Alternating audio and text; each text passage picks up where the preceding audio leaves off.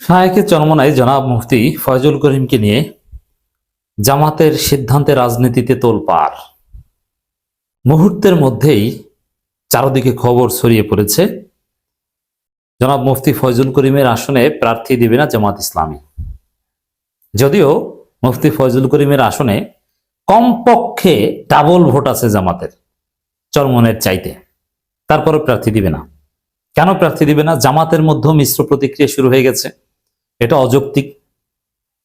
প্রার্থী এখন উইথড্র করবেন, এটার রহস্যটা কি? তাহলে এতই যদি তাকে ছাড় দেওয়ার ইচ্ছা থাকতো তাহলে আপনি সাবমিট করেছেন কেন? অনেক জায়গায় তো সাবমিটই করেন নাই। যেমন বরিশাল 5 এবং 6 নিয়ে জামাতের মধ্যে চরমোনাইয়ের মধ্যে যথেষ্ট দর কষাকষি হয়েছে। যে ফয়জুল করিমকে বলা হয়েছে জামাতের পক্ষ থেকে, আমি জেনে বলছি যে আপনি বরিশাল 6 নির্বাচন করেন, যেহেতু আপনি 2 জায়গায় নমিনেশন পেপার সাবমিট করেছেন। বরিশাল 5-এ জামাত ইসলামীর সহকারী সেক্রেটারি জেনারেল জনাব অ্যাডভোকেট মোয়াজ্জেম হোসেন হেলাল তিনি করবেন, এটা ছিল জামাতের প্রস্তাব। কিন্তু চরমোনাই বলেছিল যে না, 5 আমাদের লাগবে। কিন্তু জামাত এটা নিয়ে যথেষ্ট চাপে রেখেছে চরমোনাইকে, যার ফলে জনাব advocate Moazzem Hossain Helal nomination paper submit করে সেটা আবার জামাতের অফিসিয়াল পেজে প্রচার করার ব্যবস্থা করেছেন। এর মধ্য দিয়ে চরমোনাইকে একটা বার্তা দেওয়া হয়েছিল যে আমরা এত সহজে বরিশাল 5 ছাড়ছি না। অথচ মামুনুল হকের আসন থেকে শুরু করে ব্যারিস্টার ফুয়াদের আসনে প্রার্থীতে সাবমিটই করেনি। তাহলে এখন কেন জামাত বলছে যে তার প্রতি সম্মান দেখিয়ে, যেহেতু পীর সাহেব চরমোনাই তিনি নির্বাচন করছেন না, এ কারণে চরমোনাইয়ের মধ্যে সবচেয়ে সিনিয়র নেতা হিসেবে যারা নির্বাচন করছে তাদের মধ্যে ফয়জুল করিমকেই ধরে নিচ্ছে এবং ফয়জুল করিমের আসনে জামাত যে প্রার্থীতে সাবমিট করেছিল সেটা উইথড্র করে নেবে, উঠিয়ে নেবে। উঠিয়ে এর অর্থ হচ্ছে জামাত ফয়জুল করিমকে ভোট দিবে, ফয়জুল করিমকে সমর্থন দিবে। এর অর্থ হচ্ছে এটা। যদি প্রার্থী না থাকে তাহলে তো তাকেই ভোট দিবে। এখন এটা কতটুকু ঠিক, বা এটার পেছনে কোনো কৌশল আছে কিনা, বা এটার তাৎপর্য কি বা অর্থ কি? প্রথম কথা হচ্ছে যে এই ঘটনা ছড়িয়ে পড়ার পর ডাক্তার তাহের সাহেব যখন এই ঘটনা জানিয়ে দিলেন প্রধান উপদেষ্টার সাথে বৈঠকের পর, তিনি সাংবাদিকদের সাথে আলাপকালে এটা বলেছেন। এর অনেকগুলো মিনিং থাকতে পারে। রাজনীতি এত সরল নয়। ফয়জুল করিম যিনি সকাল সন্ধ্যা জামাতকে গালাগালি করেন, জামাতের লোকজন জামাত সমর্থন দিলেই তাকে ভোট দিতে যাবে, এটা মনে করা কোনো কারণ নেই। এটা রাজনীতির বাস্তবতা।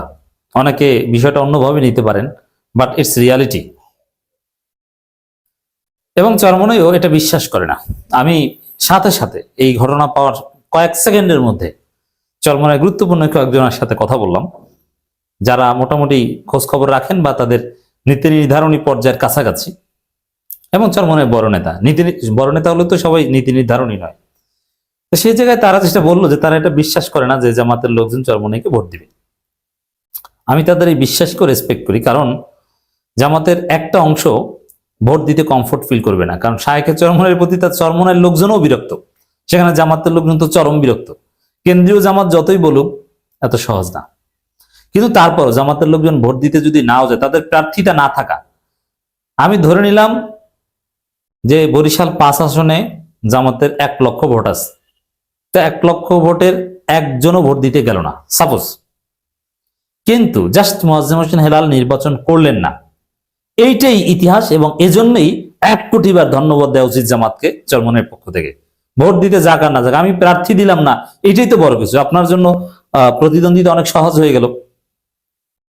এখন জামাতের ভোটার যারা, তারা ভোট দিতে যাবে কি যাবে না, তাদেরকে ভোট কেন্দ্র নেয়ার দায়িত্ব ফয়জুল করিমের।